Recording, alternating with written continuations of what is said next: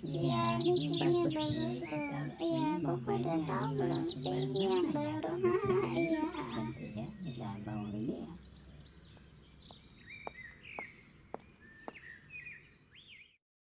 Anak-anak, kalian lagi ngapain? Ayo, sana belajar. Besok kan ada ujian. Ingat ya, jangan lupa berdoa pada Tuhan. Ya, Ma.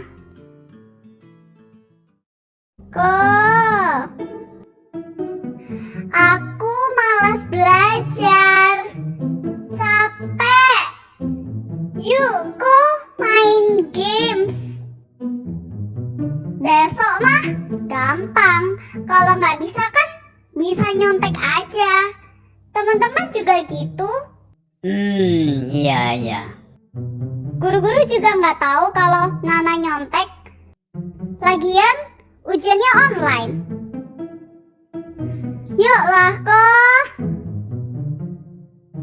Yuklah main games. Ayo. Iya, Koko juga bisa nanya teman. KS aja, kerjasama. Sekarang online kita KS, guru-guru juga nggak tahu. Keesokan harinya, pagi-pagi, Papa siap-siap mau berangkat kerja. Koko minta uang. Koko pengen beli sepatu Adidas seri yang terbaru. Keren loh, Pak. Koko udah lihat di internet, sudah ada dijual. Oh, sekarang masih masa-masa pandemi. Belum bisa kemana-mana. Buat apa juga beli sepatu baru? Lagian beberapa bulan ini usaha Papa sepi terus. Jangan boros-boros, Nak. Kita mesti hemat untuk bertahan. Bantu doain Papa ya, Nak ya. Iya, dengerin kata Papa. Udah Mama mau ke pasar dulu. Ups, tanpa sengaja, Koko melihat dompet Papa yang ketinggalan di meja. Papa pasti tidak tahu dan tidak hitung uangnya. Koko pun mengambil beberapa lembar uang di dompet papanya secara diam-diam. Halo Koko Nana. Halo, Lause. Apa kabar? Baik-baik Baik, saja, Lause. Lause. Wah, sudah begitu lama Lause tidak bertemu dengan kalian secara langsung. Gimana kabarnya kalian? Baik, Ya, Lause. baik. Tentu baik-baik saja ya. Saya juga berharap begitu. Koko dan Nana, apakah kalian masih rajin berdoa pada Tuhan? Ya, masih, Lause. Iya, Lause. Cuman kadang-kadang males, Lause. Apa masih setia ikut sekolah minggu online? Males bangun pagi, Lause. Anak-anak tidak boleh begitu. Kita mesti rajin, setia ibadah pada Tuhan. Walaupun kita belum bisa ke gereja. Yuk, sekarang Lause mau bercerita buat kalian tentang Imam Eli dan anak-anaknya. Nah, Anda adik-adik di rumah juga ikut mendengar dengan baik ya. Ada dua laki-laki bersaudara yang bernama Hofni dan Pinehas.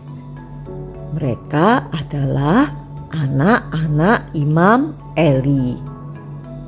Imam Eli melayani Allah sebagai imam besar ketika kemah pertemuan dan tabut perjanjian ditempatkan di kota Silo. Nah, Anak-anak Imam Eli juga melayani sebagai imam-imam di dalam kemah pertemuan itu. Adik-adik, tahu nggak bagaimana sifat kedua anak Imam Eli? Mereka adalah orang-orang yang jahat. Mereka tidak taat pada orang tua dan tidak menghormati Allah. Nah, kira-kira apa aja yang diperbuat oleh Hofni dan Pinehas? Setiap kali bangsa Israel datang membawa korban persembahan kepada Tuhan, Hofni dan Pinehas suka menghadang. Mereka mengambil dagingnya, lemak-lemaknya untuk dimakan. Padahal orang Israel bilang, jangan, ini kan untuk dipersembahkan kepada Tuhan. Tapi mereka mengambilnya dengan kekerasan. Mereka merampas dan digunakan untuk diri mereka sendiri. Betapa menyedihkan. Hofni dan Pinehas tidak menaati Tuhan. Ini menunjukkan mereka tidak mengasihi Tuhan. Lalu suatu ketika kedengaranlah segala tingkah laku dan perbuatan mereka yang jahat kepada ayah mereka, yaitu Imam Eli.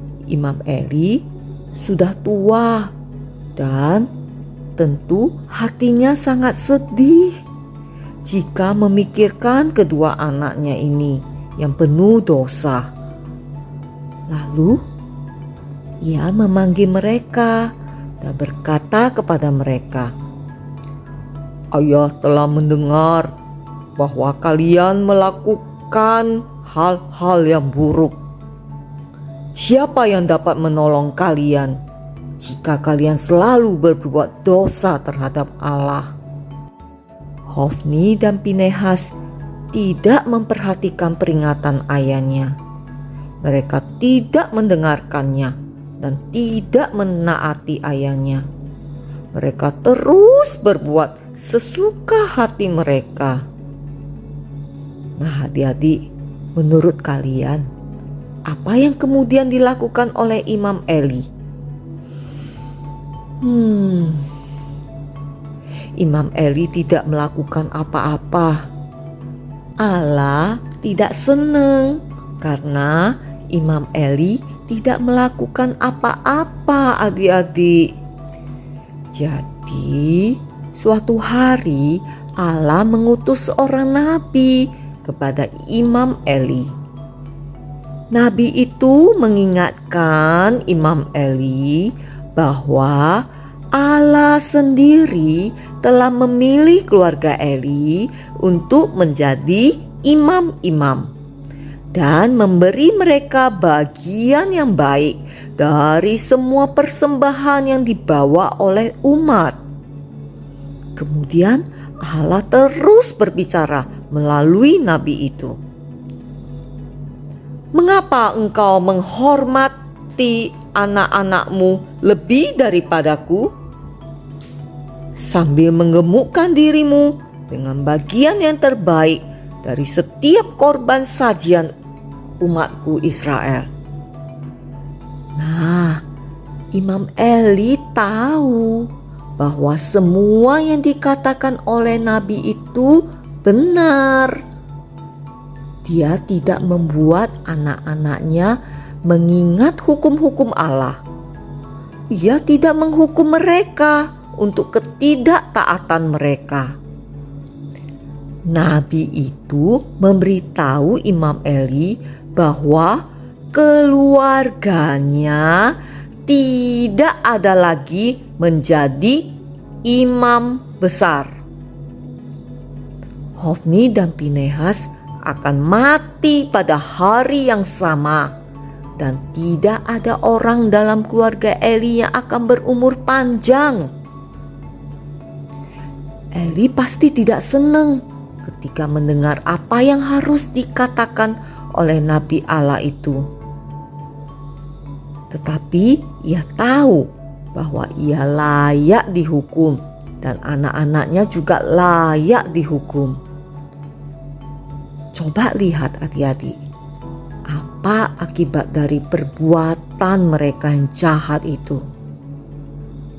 Allah menghukum mereka. Mereka berdua mati terbunuh dalam waktu yang bersamaan di dalam peperangan melawan bangsa Filistin. Pada hari itu juga, seorang pembawa pesan pergi kepada Imam Eli yang sedang duduk di kursi di pinggir jalan. Ketika Imam Eli mendengar apa yang telah terjadi pada kedua anaknya, ia pun jatuh dan mati. Wah, sangat mengerikan ya adik-adik. Menyedihkan cerita itu. Imam Eli ingin mengasihi dan menghormati Allah, tapi ia tidak benar-benar menempatkan Allah sebagai yang terutama. Ia tidak mendisiplin anak-anaknya dan tidak mengajar mereka untuk mentaati firman Allah. Hofni dan Pinehas tumbuh dewasa menjadi orang-orang yang tidak taat dan memberontak. Itu membuat kita bertanya-tanya, apakah Imam Eli mengajar mereka untuk taat ketika mereka masih kecil? Apa yang dilakukan Imam Eli ketika Hofni dan Pinehas bersikap kasar satu sama lain? Apakah ia hanya mengatakan, "Nah, anak-anak, jangan berkelahi lagi ya"? Atau apakah ia menghukum mereka dan menolong mereka untuk mengerti bahwa kita berdosa terhadap Allah jika kita saling melukai satu sama lain? Nah, anak-anak, kita mesti patuh pada orang tua, karena tanggung jawab orang tua kita berat loh. Kalau anak-anak tidak taat pada Tuhan, bukan hanya anaknya yang dihukum, tapi orang tua kita juga dihukum. Apa Koko dan Nana sayang pada papa mama? Sayang, Lause. Adik-adik yang di rumah, apa juga sayang pada papa mama kalian?